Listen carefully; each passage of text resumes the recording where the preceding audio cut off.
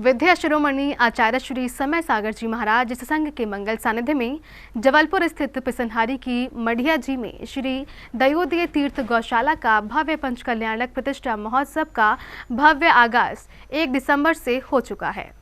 महोत्सव की प्रारंभिक बेला में पूर्व संध्या पर ध्वजारोहण और घट यात्रा निकालते हुए महोत्सव का शुभारंभ किया गया। ढोल ताशों के साथ ऐतिहासिक घट यात्रा पिसनहारी की मढ़िया जी की धरा को शोभायमान कर रही थी। भक्ति गीतों की धुन चारों ओर गूंज रही थी। महिलाएं ढोल बजाते हुए और सिरों पर कलशों को धरकर भक्ति की भावना बहा रही थी। गजब वातावरण था आयोजन स्थल का। रथों पर सवार साधर्मी मांगलिक आयोजन की भव्यता को दर्शा रहे थे। इन्हीं विभिन्न मांगलिक गतिविधियों के साथ शुरू हुआ बहु प्रतीक्षित पंच कल्याणक महोत्सव।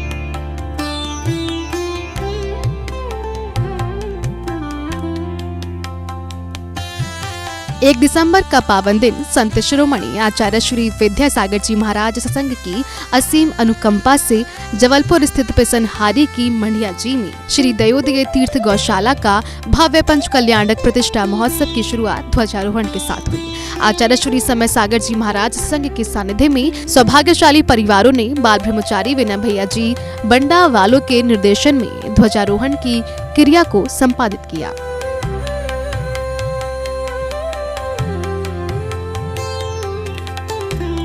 ध्वजारोहण के बाद सभी साधर्मी फीता खोलकर आचार्य श्री सत्संग का अनुसरण पाकर विशाल पंडाल में पहुंचे और गुरुवर के मंगल आशीष और सानिध्य में विधान पूजन को संपादित किया।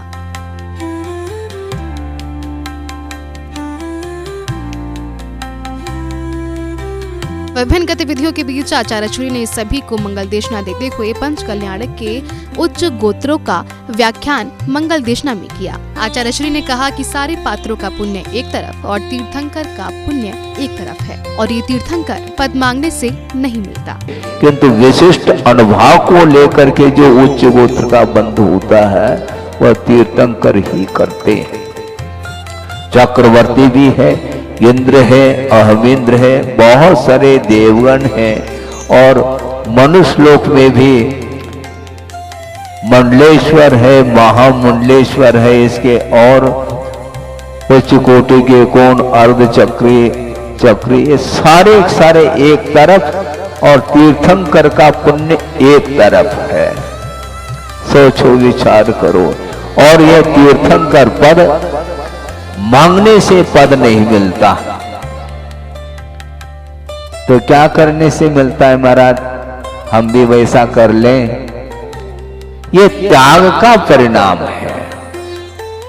उच्चे गोत्रम प्रणते तपो निदिशु, जो तपस्वी होते हैं, रत्नत्रय की आराधना में जो निरंतर रत रहते हैं, उनके प्रति जो प्रणाम का भाव है, उनके चरणों में विनम्र होकर के जो स्तुति भक्ति आराधना आदि की जाती है, उनके प्रति जो दान का भाव रखा जाता है, ये सारा का सारा पवित्र भाव, पवित्रतम भाव, ये उच्च गोत्र के लिए कारण सिद्ध होता है।